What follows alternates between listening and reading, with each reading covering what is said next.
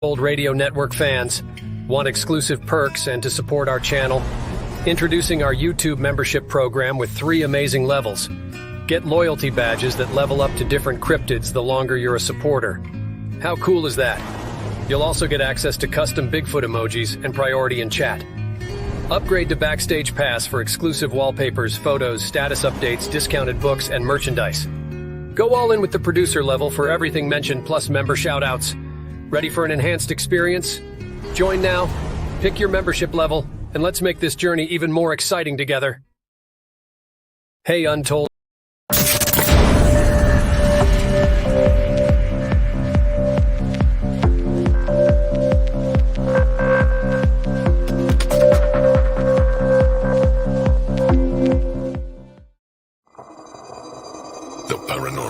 UFOs, monsters, mysteries. You're listening to Talking Weird. And now, from a cabin deep in the Northwoods, your host, Dr. Dean Bertram.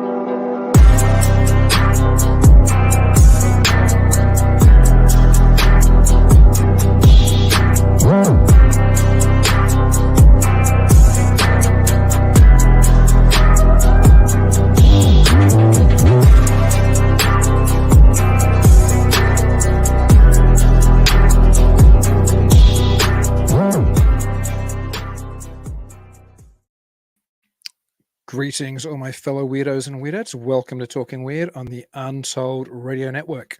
I'm your host, Dean Bertram, and as always, I am delighted that you are joining me tonight, whether for the live transmission, which is every Tuesday night at 9 p.m. Central, or perhaps you're catching it later where it's archived on Facebook or YouTube or Twitter, or you're listening just to the audio on one of the many podcast platforms which all of the Untold radio shows go out on. And if for some reason you only listen to Talking Weird, you should check out some of the other shows. There's like a dozen plus shows, and they're all fantastic. And I'm so delighted to be a part of this network. I hope everybody's having a great summer. I hope everybody enjoyed their 4th of July without any crazy fireworks mishaps. I know my daughter and I had an awful lot of fun scaring the Sasquatches here in the North Woods, as I'm sure we did, as we reined in, I guess, the independence for this wonderful country, which I'm glad to call home. And so did everybody else around me. You could see fireworks. Even though I live in the middle of nowhere, you could see them across and behind the pines, which was just spectacular.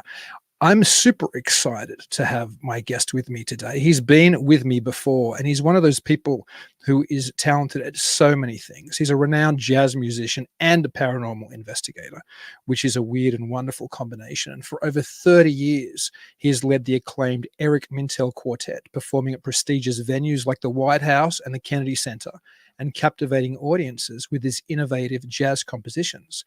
Beyond music, he's made a name for himself in the world of the paranormal, with his hit TV series, Eric Mintel Investigates, exploring phenomena from ghosts and UFOs to Bigfoot and Dogman sightings. His dual careers highlight his diverse talents and insatiable curiosity. So I'm delighted to welcome back to the show the multi-talented and the one and only Eric Mintel.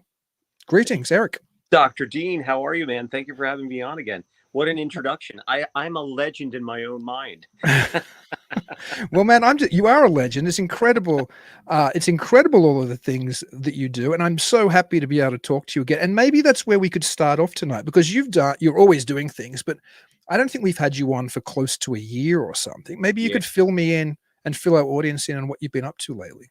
Well, I tell you, just always keeping busy. And like yourself, we're very creative individuals, and always, thinking and wanting to tell stories, and I've always been a filmmaker. So that part of me has always been there. So I'm always like thinking about the next story. But since we've been talking, I mean, we've been busy as a jazz quartet. We were touring and performing all over the country. And with the paranormal, we have really been busier than hell with that, because we've been shooting. We've got like 5 or 6 videos that are going to be released in October, because we're also having big events at that point. I think every single day in October is booked with events and things that we've got going on. And so it's been great. Me and Dominic Sattel, my spirit medium, we have been as he says, I drag him all over the place to investigate these wonderful venues whether it's, ghosts or Bigfoot or, Dogman sightings, or UFOs. We cover it all. And, and I'm still just fascinated by the aspect of, like, at the end of the day, people are experiencing something and seeing something. And doing this and being in this genre and doing the research, we're all about truth-based investigating. So in our research, I really believe that there are certain people that are picked to see these entities or see these UFOs, Bigfoot, and maybe it could be maybe generational. So that's kind of where our research is leading. I don't know what your thoughts are on that, but it's amazing to me what people are experiencing out there. I think that generational thing is an interesting point. I often wonder if there is a susceptibility to the paranormal, if there are some people that are genetically or because of contact people have had previously in their family line, or Yeah. whether it's accidental. And it seems to be, I mean, obviously you and I know there are some people that are sensitives. There are some people that seem to be in tune with these kind of things. I know, for example, Susie Bastille, who's been on the show before, is listening tonight. She's got her own show, The Puck Wadji Whisperer, which is great. And she's also does shows with Steve Ward and other people. I know she's from a long line, I think, of people with weird backgrounds, these kind of histories which interconnect with the weirdness, for just one example. And throughout my life, I've often experienced and encountered people who have a family history of having these connections. So I think, to answer your question, I think that's probably a pretty accurate estimation. Sometimes these things do travel along, I guess, lines, for lack of a better term. Yeah, I mean, and in our investigations into, like, the Beast of Bray Road, out in Elkhorn, Wisconsin, I know you're familiar with that, and some of your listeners may be familiar with that as well. And Linda Godfrey, thank God for Linda, because, God rest her soul, she really brought the Beast of Bray Road to more of, a huge public with her books and her research into it. But that investigation, when we were in Elkhorn in October of 2021, that really changed my whole perspective on what is out there.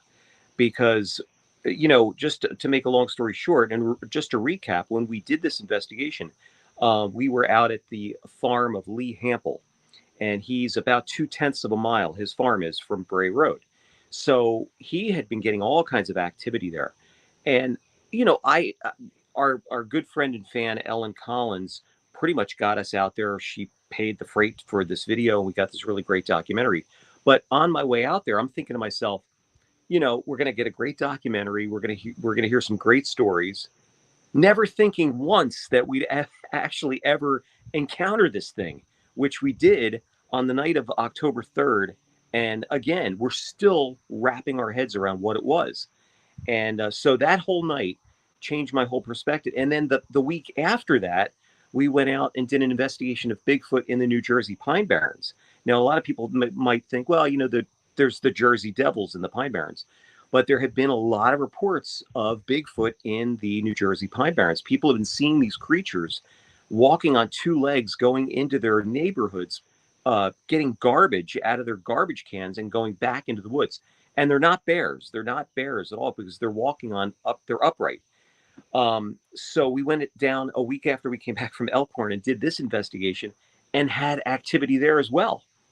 We had whoops and hollers and, and I always say too, when I saw the Bigfoot shows, and this is no disrespect to any of the researchers, but when I see these guys whooping and hollering, I always had to laugh, because I'm like, is that what they really sound like? But I'll be damned if that's not what we heard that night. So I'm a huge believer that there's something out there, whether or not it's tangible, that we could see it. Is it interdimensional? That's the thing, because again, it's kind of like, and I'm sure you've had this situation too, where you could be standing there, somebody could be seeing a UFO, or they see a ghost or whatever, but that person next to you doesn't see it. So their antenna might be more attuned, like you said, susceptible to those energies. And that's what we're finding too, that the susceptibility, you having that thought of seeing something and it's there. So it's really fascinating to me. Yeah, I think there's places that we need to look at, people who are interested in this, about how do we as individuals and collectively interact with the other, and whether the other is a Bigfoot or a Dogman or a UFO. Perhaps they're not as separate Right. as we're often led to believe. Perhaps we shouldn't be petitioning these things off into their own little subcategories. And maybe that it might be interesting for those of our audience who mightn't be familiar with your work. I'm sure a lot of them are, but maybe you could tell us a little bit about some of those weirder aspects. For just one case, for example, when you were Sure. in Bray Road, what were some of the strange things that when you were looking into essentially the Dogman entity there? Because I know you hit some other weird things closer to what people would think of as paranormal experiences. Oh yeah, we hit the trifecta of activity there that night. Even earlier in the day, Scott, who was our cameraman, he was like solid as a rock. It was Ellen's son, Scott. He was working drones earlier in the day, and we were doing some reconnaissance in the hayfield at Lee Hamples, and we were going over to an area that Lee calls the bait area, where he's had all this activity, a lot of trail cam pictures, hair samples, tracks. So we went over to that area, and Scott is on drone, and he has these really high-end drones that you have to wear virtual reality glasses with. And as we're going over the field, in this particular part of the field, by that bait area, we completely disappeared off of his screen, which was really weird. I mean, we were there, but digitally, we just disappeared in that area. So he had to take the glasses off to see where we were, and he kind of got his bearings again. But that was the first thing that was really telling us that something was really going on there. The other thing, during that investigation, when we got down to the bait area that night, it was around 8:30, and I thought, we'd have to probably scrub the investigation because it looked like it was going to rain. It was really cloudy, and it looked like it was going to pour any second. But we got on the four-wheelers and we went down to the area because it's about a half a mile hike to get down to the bait area. It's a 35-acre hayfield. And if people could picture this, it's a huge rectangle, and on either sides of the rectangle is corn, and also at the end over here is also corn. The corn was still up at that particular time. The Beast of Bray Road, I'm sure a lot of your listeners will know, is supposed to be an upright canine dogman werewolf type creature that is reportedly about 6 or 7 feet tall, that walks upright on two legs. So we're at the bait area, and we get out there, and Dominic looks up, and it completely cleared up. He looks up and he's like, "What the hell is that?" And we look up, and there was a solid orb of light, just a solid orb going over the field, only about maybe 1,000 feet above us, if that. And it's just going over. You could see other planes around it, and it was just going over very slowly, no sound. And we're looking at it, like trying to figure out what it is. You could hear us on the video saying, "Oh, there's a plane. What is that?" And with that, it does this 45-degree angle and blinks out. It totally disappeared.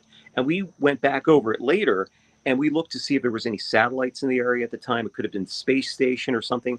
Nothing like that at all. That was the first thing. And then the second thing, right after that, we heard a very faint howl in the distance. Not a coyote, not a wolf. And then Dominic and I are looking at each other like, what is that? And then something closer, we heard another howl. And I got to tell you something too that I just found out about a couple of weeks ago, when I actually listened again to these howls on headphones. For whatever reason, I did not put the headphones on to listen to these very closely, which I did a couple of weeks ago. But we heard this second howl. Dominic goes to Ellen, who's still looking up in the sky for this UFO. Dominic goes, "Are you hearing these howls?" To Ellen. She goes, "Yeah, they're coming over from that way, from where the corn was." And with that, the third howl sounded like this low guttural scream, growl, yell combination, which to me sounded like a man screaming in this field. It was definitely not a coyote or anything else. It didn't pitch. It was very monotone. So we were freaked out. I mean, we had no protection either. We had a flashlight and a radio. That was it. Gosh. And that was my stupidity of going out there thinking that we wouldn't encounter anything. But since then, we've been a little bit more prepared now on a lot of our investigations. But right after that, even though the fear factor was there that we heard this thing and we were like, I was like, what are we hearing? What is this? But what really got me and what really got us to get out of there was we kept hearing rustling going on behind us, and there was no wind at all this night. But Dominic says to Scott, flash the light over to the corn where we heard the howl. And as he's flashing the light over to the corn, you could see two yellow eyes going like this. Like, gosh. And that was freaky. And it was about 6 or 7 feet up in the corn. And that's when I said, guys, look, our safety is more important than an investigation. Let's get out of here. So to me, the thing was saying to us, get out of here. This is my territory. Get out. And we left. So, and a lot of people were like, how come you didn't stay? And we were like, well, I just said we had no protection, and we didn't know what was going to happen. We didn't know if this thing was like, violent or anything like that. But it was very, very, it was fascinating and frightening at the same time. But Lee couldn't believe we were back to the barn so quick. We were only out there maybe 40 minutes tops. And so the unusual thing, again, with more of these like paranormal occurrences, the other thing that I didn't mention was that right after that third howl, and after we were trying to figure out what it was, a really strange mist came up from the field that we were in. Now, granted, this is only like 8:45 at night, so it's not like a mist that you would see early in the morning. This is a mist that just came up from the field that we were in. And Lee has also had a lot of pictures where this weird mist is seen on these trail cams. He has a picture which is phenomenal. It's a roadkill deer that he has in the Spade area. The trail cam takes a picture of that. I guess they're timed maybe 30 seconds apart. And you could see this deer and this weird mist, this black mist that comes over the deer. And 30 seconds after that next picture, the deer's gone and so's the mist. Crazy. So that was really crazy. That was really insane. That picture just blew me away. And so we get a call from Lee the next morning. He said that the trail cams, for whatever reason, were not working last night when we were doing the investigation. It was like they got shut off at 5 o'clock and they didn't turn on again until 7 o'clock that next morning. And it was very, very weird. So no pictures of us on there, no pictures of anything else. And then the other thing I forgot to say too was earlier in the day when we were doing that reconnaissance, I wound up baiting that area with steak bones that we had the night before. And all day I'm saying to myself, was that a good or bad idea? But he also said the steak bones were gone, in the morning. So, and who knows, anything could have taken that. But it was one of the most craziest nights. And Dean, at the night of that investigation, the entire town of Elkhorn lost power. Oh, goodness. That was another thing that, because we got up in the morning and Ellen had to take Scott to the airport in pitch black. And then we got up in the morning and then the lights in the hotel were starting to just come back on again. So they were just recycling. But that investigation was incredible. About 6 months after that, we went and did another follow-up to try to see if we can get this creature on video. We had GoPros again set up, and again, they did not work. They did not, link up in the field there for whatever reason. And what we did have is we had a town hall meeting, and we did a town hall meeting at the Elkhorn Library, and we had over 140 people showed up to tell their story of seeing this creature. And Dean, it was unbelievable, man. They were describing the same thing. People that didn't even know each other describing this thing that's when it's on two legs, it looks like it's like gliding. And then when it's on all fours, it's really fast. So, and it's black and it's, so, and very stealthy. So we think, there's a family out there. We think there's a pack of these things out there because this creature goes way back to 1936 that people first saw it. And maybe even before that, but on record, it starts in about 1936. So And then fast forward to September, I think, of 2022. I'm not sure if you ever interviewed Tom Carey. No, I Have you never ever? have. He would be a great guy to talk to about the Roswell incident. He's written about 7 books on the Roswell case, interviewed witnesses. But Tom was with me on this particular case that I found out later. Tom is also an anthropologist. So he started delving into the Dogman phenomena. And he found out later that there's a creature down where he lives. I'm in Bucks County, Pennsylvania. He's in Montgomery County, which is really like next door neighbors. He's like maybe about 10 miles down the road. But he came up with this creature that's been in his area called the Beast of Bryn Athyn, which is also a Dogman. And he actually got witnesses who have seen this thing that came on camera and talked to us about seeing this creature.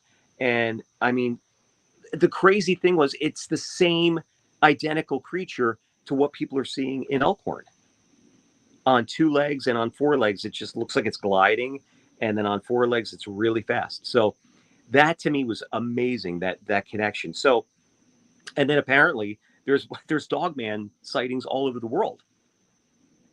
So there's a phenomena there that I think, again, we got to look more deeper into, and where this is all originating from, and maybe put a name to these things.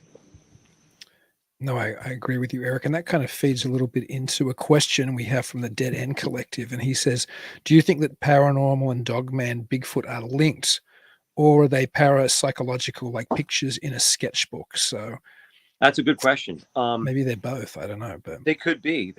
I think, one of the things that really got me thinking about this, and it kind of answers this question a little bit. When I say Lee's got thousands of pictures of this thing, I kid you not. I mean, he's got pictures upon pictures upon pictures, just incredible evidence. Why anyone is not looking at this is beyond me. It's unbelievable. He was trying to get hair samples, DNA tested. He can't get that done. Some university wanted to charge like thousands of dollars to do that. It was crazy.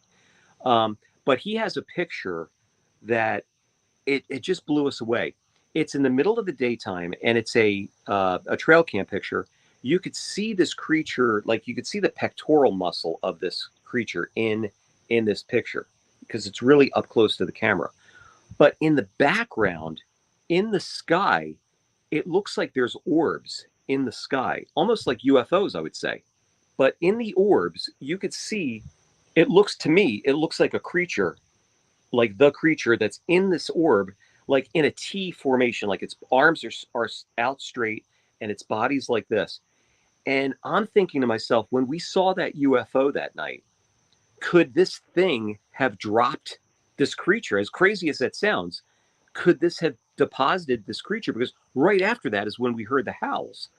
So, I don't know. That was something that we were also, and then we were looking into the interdimensional aspects of this, because Lee is a firm believer, and he's got pictures also of portals on the property as well. So, and he's experienced missing time. So there's a lot of really weird things. I mean, we're talking weird, because there's a lot of weird stuff there. And it blew us away. I mean, we left that barn the first time that we talked to Lee and we saw those pictures. We were just completely blown away by what he was telling us, what he showed us, and all the evidence that he meticulously really, documented, and it's amazing. So we need to get back there again eventually, and do another investigation.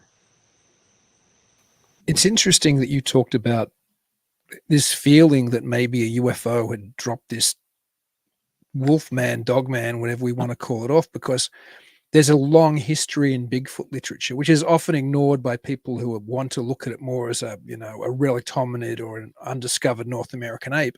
But a lot of Stan Gordon's work, some earlier work by people like Lauren Coleman and Jerome Clark and others, John Keel. There's many people in the field, many witness reports as well, that link Bigfoot sightings to UFO landings. things. And there's certainly even more where a Bigfoot's seen and a globe of glowing light and orb is Right. seen near Exactly. them. So that feeds back a little bit into this point which we talked about earlier, and then the Dead End Collective brought up in a slightly different way, is, are these things connected? When you were investigating Bigfoot, which you mentioned before, did you feel there was any commonalities between that and the Bigfoot investigations you were doing, for example? There was, when we heard the whoops, it was definitely different than what we heard in Elkhorn. And even in Elkhorn, that crossed my mind too. I mean, could it have been a Bigfoot? Could it have been Bigfoot? And because this mist has been associated with Bigfoot sightings. So, I don't know. But the correlations between the two, it was hard to really describe because we didn't really get any kind of screams or anything like that, like we did in Elkhorn. But we did get the rustling, and we heard like some big rustling sounds. What we believe that we heard when we heard those whoops, and there have been juvenile Bigfoot sightings. We think it was a juvenile because it was more of a higher pitched sound. And when the researcher's wife was answering it back, she's having a conversation with this thing.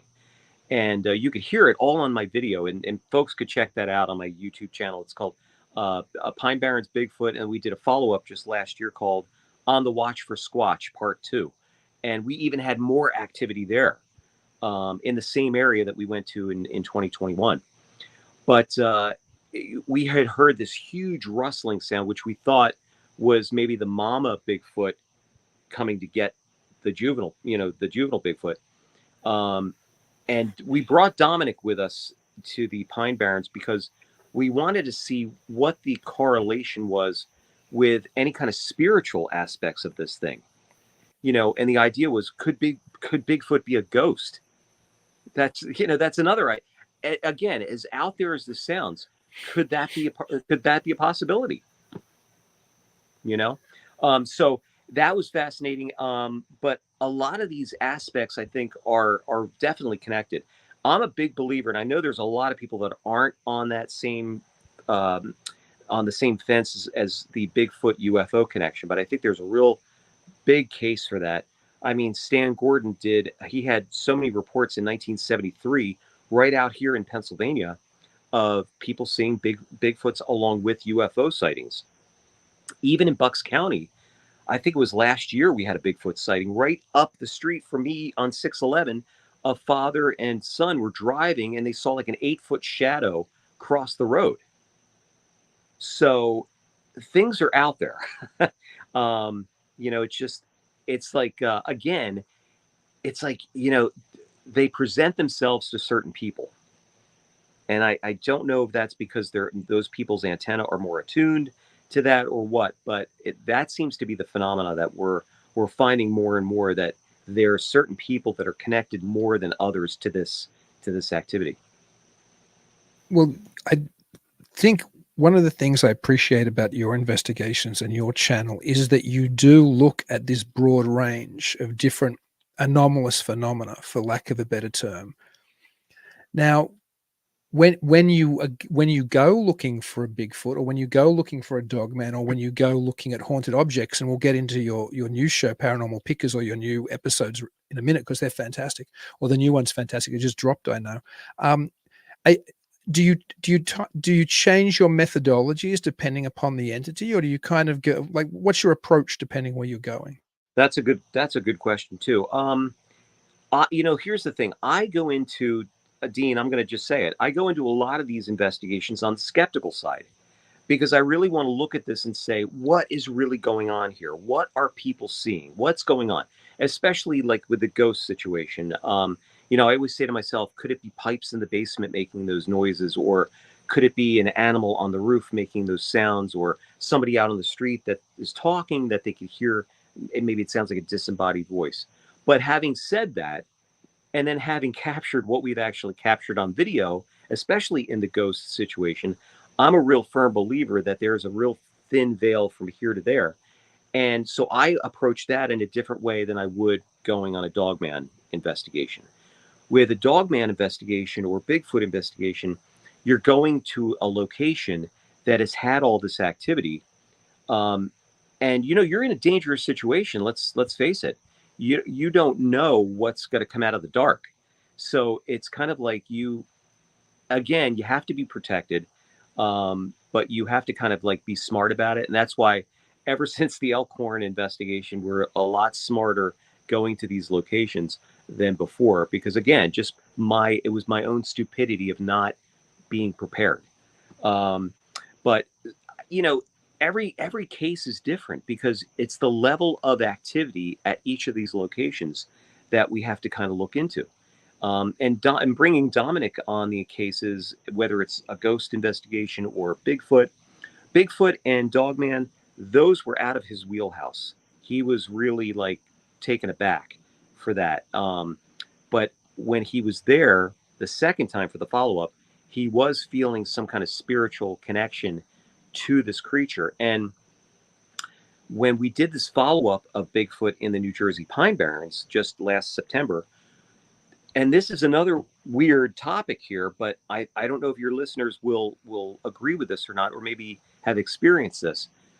But Dominic, one of the researchers' name is Art Mack, and great guy, and Eric Spinner. They're both partners. They work and they have a research team, and they've been doing a lot of research of Bigfoot over the years. Art right now is going through some cancer treatments, but to look at him, you wouldn't think anything's wrong with him. But he's doing great. And he's getting through it.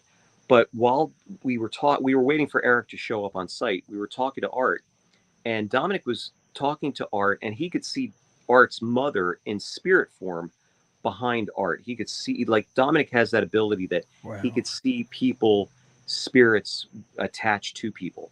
And he saw his mother, because Art's mother used to wake him up when he was a kid to go out UFO spotting, and she was totally into the paranormal, or go out looking for Bigfoot and whatnot. But Dominic figured out that somehow, in some way, some spiritual connection, that Sasquatch and Art have a connection where Sasquatch is seeing through Art's eyes and is experiencing something through Art. And why I mention this is because on the night of the investigation, this was September 2nd of 2023, just last year, we were in this area again called the Bowl down in Wharton State Forest in Pine Barrens. And as Art is sitting there, we're sitting at base camp. Art says, my heart's really racing right now. And I don't know if it's because of the medications I'm taking, but my heart's really racing right now. Well, as he says that, we hear a branch crack right behind us. And we all flip around and look, and here a branch is like this, going like this, like something was just there, pitch black. And for 2 seconds, I looked over, and for 2 seconds, I see two yellow eyes about 7 feet up, 7 feet up, and disappeared. And were they like the ones you saw in the cornfield, just quickly? Yes, it wasn't that bright, but they were just because we didn't have a lot of light on. And that was another thing. We lost power that night in the Pine Barrens. All of our batteries got drained. In the lights in Dominic's Apple Watch, my phone got drained right before we saw this thing. And two yellow eyes, it disappeared, and then you could hear this thing going back into the swamp. And I was freaked out. At that point, you could hear my excitement on the video. And it was something that really jumped us all up. We were like, what the hell was that? Because people have to understand, the New Jersey Pine Barrens is like 18,000 square miles of nothing but forest and dense forest. And we were about 5 miles in by truck, and we went about 600 yards into the base camp. So we were in a really remote area that no one is going to be around, not one soul. So what I'm thinking there, because Art's heart was racing. By the way, he was fine. So we got so busy like looking for what was, Bigfoot. We were saying, God, Art could have face planted right there. We didn't even know, but he was fine. But and we were joking about that too. But what I figured was, could this Bigfoot or this creature, could it have been watching us? That's why I called it On the Watch for Squatch, because could it have been watching us? And that's what Art was feeling. like he had that connection, and this thing did not want to be recognized, but it hit this branch and then took off. But it was really, really strange, man. It was just, that was a really fascinating night. We were like, wow, that was insane. It sounds like it. Before we move on, because I think I'm going to start talking to you about some of your other shows and your book as well. We have a couple of questions. One is from Catherine Forthfeathers. Thank you, Catherine. She's a regular supporter and viewer of the show, so it's great to have her here. She asks, Eric, back to the orb, you stated you could see a form with outstretched arms standing in the orb. Question, was the image inside the orb clear, or was it sort of like a reverse negative like film? Oh, that's a good question. No, it was clear, and you could see it, and it was in the distance, but when you brought it up closer, you could see that there was some kind of like image in there. It looked like a T in that orb, and it looked like a translucent orb, like a bubble that people have reported. Fascinating. And the Dead End Collective asks, have either of you ever heard the phrase, we haunt ourselves? Yes. That's when I was married. I won't even add to that. I haven't heard the phrase, but I'm aware of I think I understand perhaps the concept that and maybe this is a part of that as well, the follow-up from an anthropological cultural point of view, mention some stuff. I do think that, as I mentioned a number of times on this show, and I'd thought about it even before I read a wonderful piece by Greg Bishop in the late Robbie Graham's book that he edited called UFOs Reframing the Debate. Greg Bishop, who I think is one of the greatest thinkers in the UFO and broader weird world, wrote a piece on co-creation, meaning that he thought that the UFO phenomenon and us interacted somehow and came to creating what the reality was. There was some, and so in that capacity, I do think we haunt ourselves. I think what we experience, I don't know how the process works. I don't know if it's all psychological, sociological. I don't know if there's an alternative, genuine intelligence. I don't know if the phenomenon is just like a sponge, but I do think that somehow we have an interaction with this and it presents itself. And so in a way, in that capacity, we do haunt ourselves. We're feeding into this somehow, I think. Oh yeah, absolutely. I think, there's also there's been discussions now,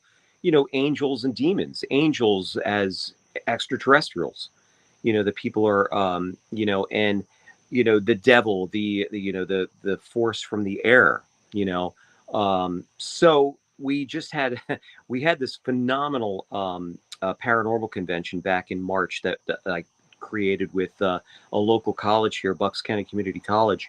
And one of the guest speakers was none other than Nick Pope from Ancient Aliens. And he had a really great take on what the UFO connection and what people are seeing and about angels and demons. And I also just talked with Reverend Michael Carter about this too, about that psychology. So is it something that is a thought process that we're actually, putting out there into the universe, and it's manifesting in physical form? I mean, it very well could be, or if there is a genuine intelligence, it might pick up on us. And I mean, there are clear connections, as you pointed out with the guests that you mentioned then, obviously talking about that these things do correspond with earlier cultural traditions. They just seem to present themselves, or we interpreted them, or maybe both slightly differently. So tell me a little bit about some of your new productions, which have come out recently, and certainly since I last had you on. Like, talk a little bit about Paranormal Pickers. It's such a great idea. I enjoyed that episode. Thank you so much. The curator of this wonderful museum right here in Doylestown, Pennsylvania, is Ed Crimmy, and he's been, dealing antiques for 40 years in this area. But about, I guess, October of last year is when he opened up the museum, or started the museum, and just opened it up. And this museum is incredible. It's got over 700 vampire killing sets from the 1800s. I mean, complete with like holy water from that time frame, salt. I mean, incredible cases that they're in. The woodwork is incredible. And just some of the other objects are just mind-blowing. He has a so we call this paranormal pickers because the idea is of some of these haunted objects that he deals with that homeowners don't want anymore because they are, creating havoc in people's homes. So that particular episode that you saw, we picked up a doll, and the second episode deals with another doll, which we're going to probably be releasing in probably another week or so. But on this particular episode, Dominic, I drag him all over the place. And on this, we were talking about protection earlier. For this particular museum, just because of the dark energy that's there, Ed is always interested in the battle between good and evil. And when you walk into the museum, it's very dark. You've got a lot of the Dracula stuff, vampire, not even Dracula, just vampire lore. It's like you've got the vampire killing sets. Then you go through another room which has African fetish art, which is phenomenally just so intricate and just very bizarre. Then he's got another talking board room, which has got a lot of Ouija boards in there. And in that room and among other dolls, is a doll room with a 5-foot doll from, it's a Burmese doll. And it's got real hair, and it's female with this smile on it that was just, it's just so creepy. And there's more on that thing that is just absolutely insane. But as you keep walking through the museum, you get to the Michael the Archangel room, which then is like good, good now. So you go through all this dark energy only to have good prevail. Fantastic. And it's amazing. It's an amazing place. So, and then he has a barn next door, which holds a lot of antiques and has a lot of really incredible energy there. On this particular episode, we also brought in Dominic, and we also brought in Julie Krause, who's a psychic medium. Dominic's a spirit medium. Julie was absolutely freaked out to even go into this place. But Julie protected us. She saged us, and I wore my rosary in there. I was going to take any chances.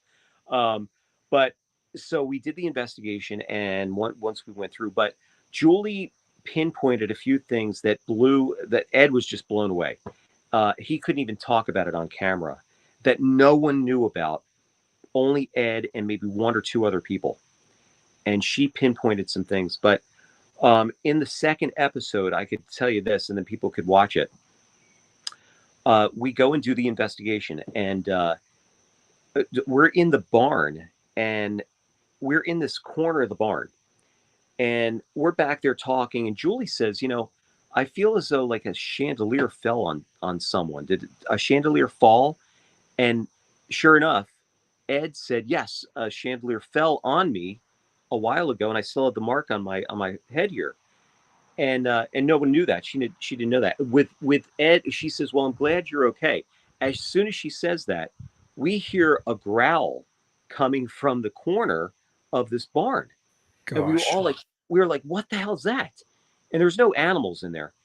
But Dominic then pipes up and says, that's the same sound that I heard in the museum when I was doing an interview with Julie for some of the B-roll that I was getting. Dominic heard that same sound. And when you see this video, it's clear as a bell what you could hear.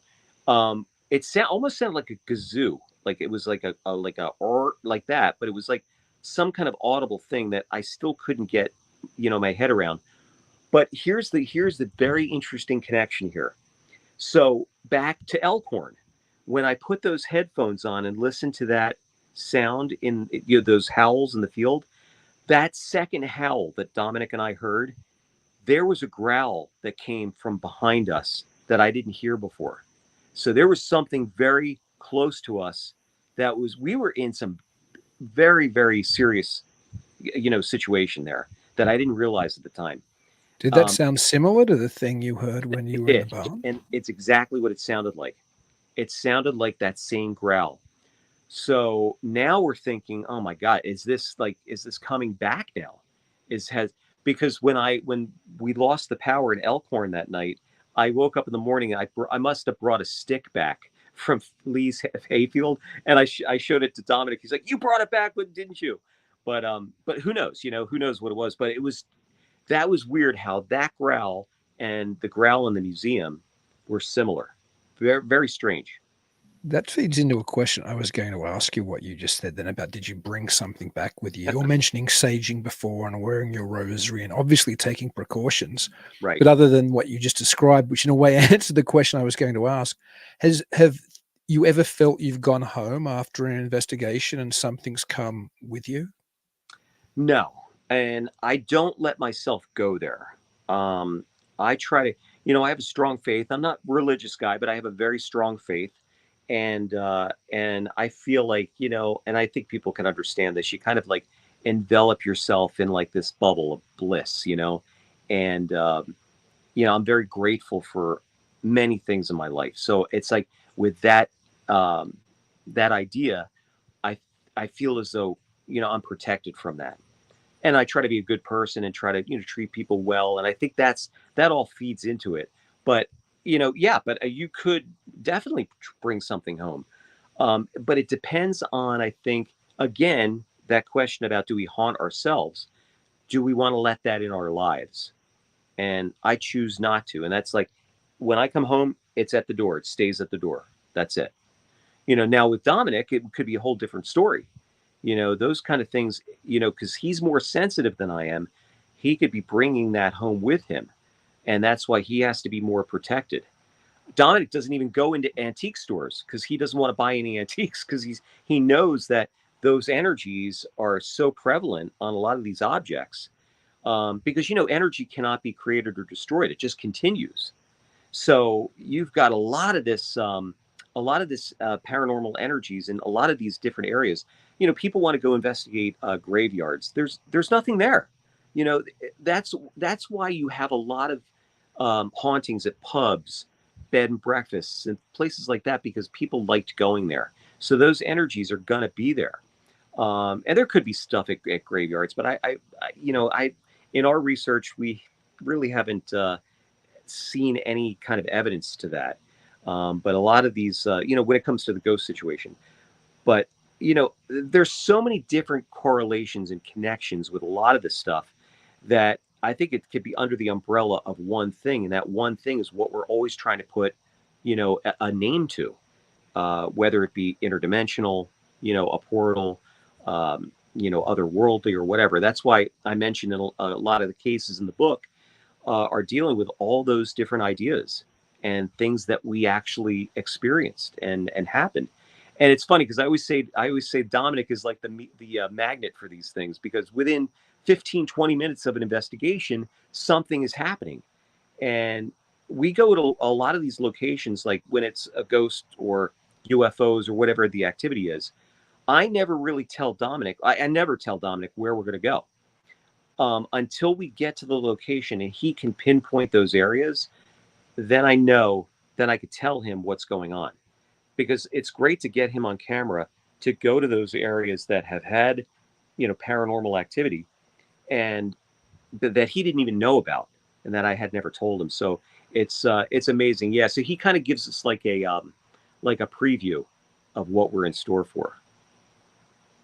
No, I like that a number of the episodes I've watched recently have seemed to be cognizant that there could be some battle, as you were mentioning before, like the owner of the Vampire Museum suggests, between good and evil. And Yeah. Nick Pope talks about the idea that some people suggest that UFOs could be part of some spiritual warfare, and quotes passages from Ephesians that you mentioned before about, we struggle not against flesh and blood, but against, principalities and powers and, wickedness in high places and the spirits of the air, and Satan being a spirit of the air. And I do think that whatever one's religious beliefs, I do think that a lot of this seems to tie in with older traditions of entities or energies that interact with us and often interact with us negatively. So I've been happy to see that type of ideas, those historically based ideas, are being presented in your show, because today a lot of people look at the paranormal and everything outside of any historical context. But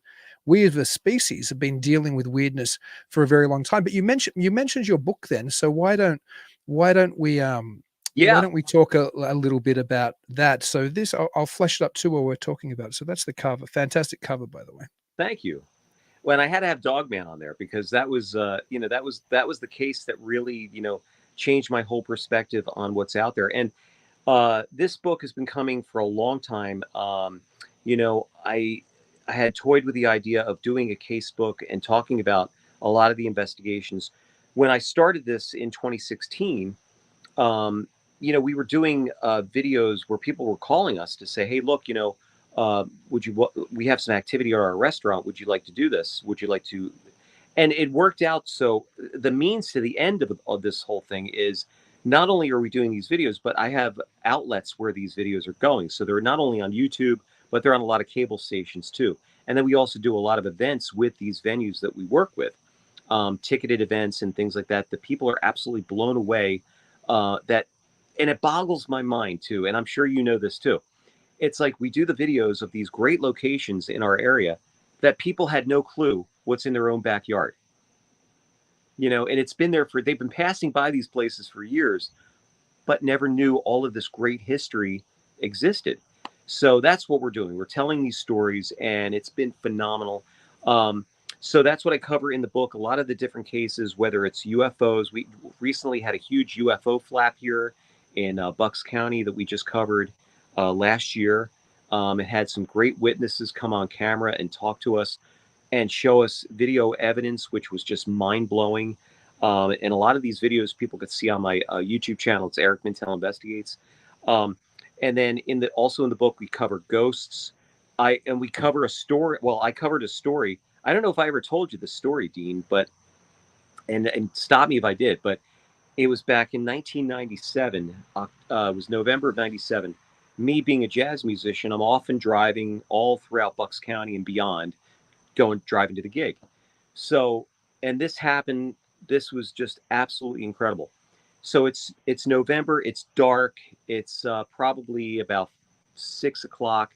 My gig was like 6:30, and I'm racing to get to the gig. Well, anyway, I'm going down. It's slightly foggy. It's a little rainy, and it's cold.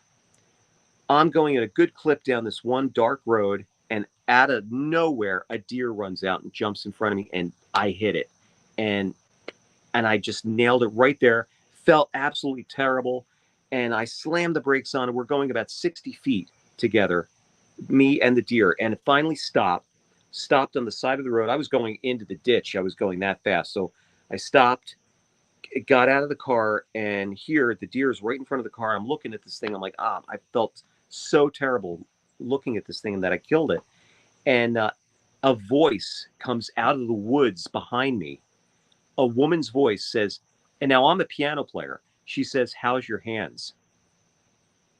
And I turned around, and here this woman in white, I kid you not, comes out of the woods. She stands in front of the car. So if you could envision this, like if someone's standing in front of you, like in front of the car with the lights on, you know how their kind of image is a little blurred there because you really can't see them that well. So, but she was there, and I could just see her outline, and she was there. She reaches down. This is what blew me away. She reached down and took this 200-pound deer by the ear and dragged it off like it was light as a feather. Good grief. And I was like, and she turned around and said, "You better get off the road. Get in your car and get off the road." So I got in the car, I turned around, and she's gone. So I went back. I told the guys at the gig what happened. And I mean, I had a dent in my hood. So definitely, that happened. And I went back and I told the guys, they were freaked out.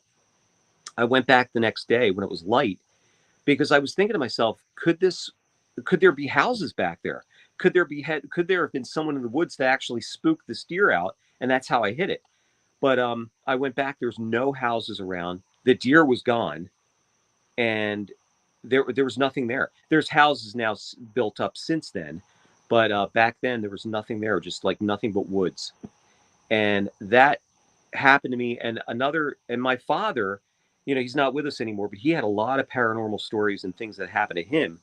He, back in the 70s, my dad was a little bit of a partier, but he swears on this particular night, He was stone sober. He came home about 2 o'clock in the morning, and we had a little hibachi on the front porch of our little apartment house that we were in. We were on the bottom floor, and there was somebody up on the top. So he had a hibachi there, which is a little grill, and he was cooking a steak there. And at the time, we lived across the street from the Delaware River, the famous, Washington across the Delaware. So he's looking at the Delaware while this thing's cooking, and he happens to see this white figure like floating on down the river. And he's looking, and it's a woman. And as it turned to her, or as it turned to him, her face came right up to his face from like a half a mile away. And when she turned back, it went back to the river and floated. And as she's floating down the river, he said her words were echoing through the valley saying, "I'm going home. I'm going home," like through the valley. And she disappeared. And then come to find out later, there is a lady in white that has been seen here in Bucks County. So could it have been the same thing that I saw?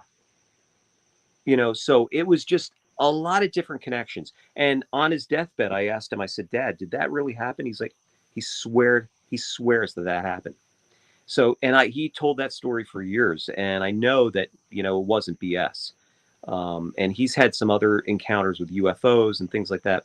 And he had that psychic, that connection. He had that sensitivity of that. And, and for whatever reason, I don't have that kind of, maybe I do, and I haven't Maybe developed. you do. Maybe that's what we were talking about before, that familial line. If your father had the same experience with what sounds like a very similar, if not the same entity that you did. Yeah. At a time where you were in crisis and he'd encountered the same thing decades before. I mean, there's something going on. It was interesting. So, and that was that's something I covered in the book. And it's just, you just can't, I mean, this stuff just happened. And I even say in the book, I just recreated these things as they happened. And it's an easy read for people. And it's available on Amazon, and a lot of pictures I put in there too. I had the pleasure of working with Bill Burns from UFO Hunters on a couple of cases. He's my next door neighbor. He lives down the street. Wow. So amazing. And with Tom Carey, we covered the Beast of Bray Road in the book. We covered Elkhorn and the Pine Barrens Bigfoot, and some ghost stories in there as well. So a lot of really cool stories in there that people definitely dig for sure. Well, you've been just an absolutely fascinating guest as always. Let's go through a few things. First off, how do people watch your fantastic shows if they want to check out those? Well, they could watch a couple of things. They could do on YouTube at Eric Mintel Investigates. I have a new website now since I talked to you last time. It's ericmintelinvestigates.org. We have videos available there for people to watch. And then on Facebook, they could find me at Eric Mintel Investigates, and my regular page too, Eric Mintel, because I post a lot of stuff on there as well. And so those are things that they could find. And then with my jazz quartet, they could find me at ericmintelquartet.com. As a matter of fact, tomorrow we're heading up to New England for 3 days to perform some concerts. And we're going to be in Farmington, Connecticut tomorrow, and then Watertown, Massachusetts on Thursday, and then Martha's Vineyard on Friday. And then right back home. So life on the road as a jazz musician. But and then we're going to start shooting some new videos at the end of this month. We're doing a haunted library, believe it or not. Wow. And which is really cool. We did a haunted library back in April of last year, or April of 2022, I believe it was. 23. And so we found, it was out in Reading, Pennsylvania. We found that there's a cave under the library that people are, because this library has been experiencing all kinds of weird paranormal activity. And we found out there's a cave system under the library, and that a miner had gone in there, or a cave, what are they, a spelunker, I guess they call them, had gone in there and never came out. So that was the story. So, this is some strange stuff. I mean, at a library of all places. And this is in Pennsylvania? In Pennsylvania, Reading, Pennsylvania, the Exeter Library. It's And then, interesting that ticks my Shaver mystery boxes about the Darrow under the earth, and that Richard Shaver came from Pennsylvania originally. Anyway, I could digress on that, but no, keep going, yeah, please. absolutely, man. And then in August 31st to September 1st, if folks are up around the New Hampshire area, I'm going to be speaking at the Exeter UFO Festival up in Exeter, New Hampshire. Wow. And it's great. Probably the biggest UFO festival in the country, beside Roswell, on the East Coast. So it's going to be a lot of fun. And Peter Robbins is going to be there. Tom Carey's going to be there. And yeah, I'm looking forward to speaking there. We're doing a lot of events in October. We're speaking at a lot of different locations. So we're going to be doing a lot of traveling along with releasing a lot of these new videos. So we're in it, Dean. We keep busy, man.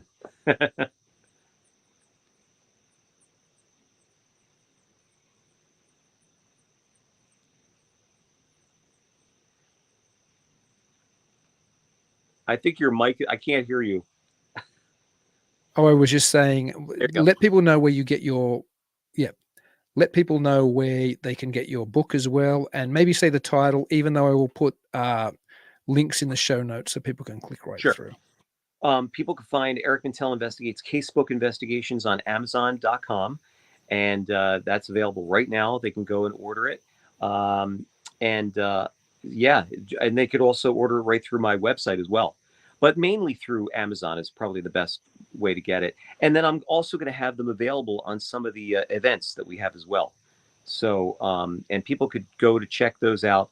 I'm going to be putting a schedule up on my website of all the different events that we have coming up. So that's going to be, I'll probably have that up there tomorrow. And yeah, so there's, and people could always check out Facebook too, for where we're going to be, doing our events as well, because that's where I post the majority of my paranormal stuff. And that's also Eric Mintel Investigates on Facebook. Exactly. Excellent. Well, Eric, it was a great joy having you. Thank you so much for coming on the show. Oh, Dean, thank you, man. I mean, you are a scholar and a gentleman, man. I really, really appreciate it. And I wish you all the best with your work that you're doing. I mean, you are also so busy and so passionate, and I wish you nothing but success, man. Well, thank you so much, mate. And that goes both ways, because I always love to see your stuff, and I love seeing it just getting better and better and better. We got to do something together, man. We got to absolutely. That'd be fun, man. We totally need to do something. Absolutely. I'd love that. Let's talk about it. But until I do talk to you again, and until I talk to everybody else out there, please keep it weird.